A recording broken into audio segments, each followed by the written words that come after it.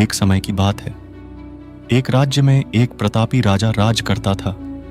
एक दिन उसके दरबार में एक विदेशी आगंतुक आया और उसने राजा को एक सुंदर पत्थर उपहार स्वरूप प्रदान किया। राजा वह पत्थर देख बहुत प्रसन्न हुआ।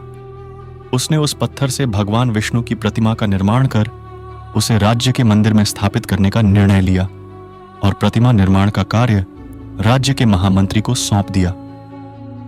महामंत्री गांव के सर्वश्रेष्ठ मूर्तिकार के पास गया और उसे वह पत्थर देते हुए बोला, महाराज, मंदिर में भगवान विष्णु की प्रतिमा स्थापित करना चाहते हैं। 7 दिवस के भीतर इस पत्थर से भगवान विष्णु की प्रतिमा तैयार कर राजमहल पहुंचा देना। इसके लिए तुम्हें 50 स्वर्ण मुद्राएं दी जाएंगी। 50 स्वर्ण मुद्राओं की बात सुनकर मूर्तिकार खुश हो गया और महामंत्री के जाने के उपरांत प्रतिमा का निर्माण कार्य प्रारंभ करने के उद्देश्य से अपने औजार निकाल लिए। अपने औजारों में से उसने एक हथौड़ा लिया और पत्थर तोड़ने के लिए उस पर हथौड़े से वार करने लगा, किंतु पत्थर जस का तस रहा। मूर्तिकार ने हथौड़े के कई वार पत्थर पर किए, किंतु पत्थर नहीं टूटा। 50 बार प्रयास करने के उपरांत मूर्तिकार ने अंतिम बार प्रयास करने के उद्देश्य से हथौड़ा उठाया, किंतु यह सोचकर हथौड़े पर प्रहार करने के पूर्व ही उसने हाथ खींच लिया कि जब 50 बार वार करने से पत्थर नहीं टूटा तो अब क्या टूटेगा। वह पत्थर लेकर वापस महामंत्री के पास गया और उसे यह कह वापस कराया कि इस पत्थर को तोड़ना नामुमकिन है, इसलिए इससे भगवान विष्णु की प्रतिमा नहीं बन सकती।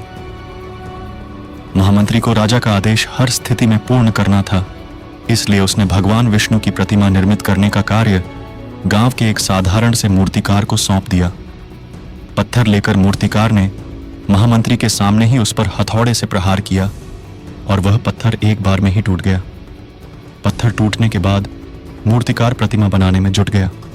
इधर महामंत्री सोचने लगा कि काश पहले मूर्तिकार ने एक अंतिम प्रयास और किया होता तो सक्सेस हो गया होता और 50 स्वर्ण मुद्राओं का हकदार बनता।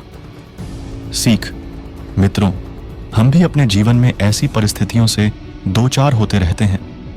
कई बार किसी कार्य को करने के पूर्व या किसी समस्या के सामने आने पर उसका निराकरण करने के पूर्व ही हमारा आत्मविश्वास डगमगा जाता है और हम प्रयास किए बिना ही हार मान लेते हैं।